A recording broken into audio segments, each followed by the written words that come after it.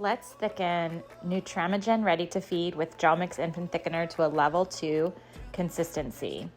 That's mildly thick. Start with 3 ounces of formula, and you're gonna wanna warm it up to about 100 degrees. So I'm setting my bottle warmer to 98 because I know it runs a little warm. While that's warming, I wanna show you that on our website, gelmix.com, you can find recipes for different types of formula. So here we're gonna go down to Nutramigen ready to feed and check out the mixing instructions, and then keep scrolling and you'll see the recipes. So we're gonna use the recipe for mildly thick, which is 2.4 grams to 3 ounces, and the wait time is 10 minutes. Here we're adding 2 scoops because each scoop is 1.2 grams, and we're trying to add 2.4 grams to our 3 ounces of formula to achieve a mildly thick level 2 consistency. Once we've added the Gelmix, we're gonna cap it and shake it well for about 30 seconds. You just wanna make sure that the powder is completely dissolved into the liquid.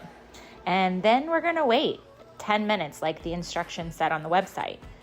The first couple of times you're gonna wanna ITSE test it, so I'll show you how to do that to make sure that it's achieved the consistency with an ITSE flow rate. So here I've just filled it up to the fill line on an ITSE funnel and let it run for 10 seconds. And the goal is that after 10 seconds, it should be within the level 2 markers there.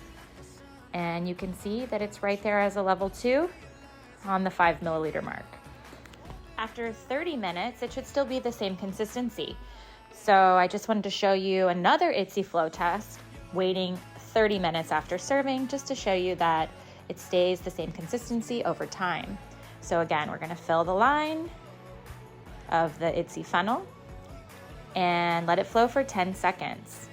Now this time you're gonna notice that it's a little bit slower flow than last time, but it's still within the level 2 mildly thick range.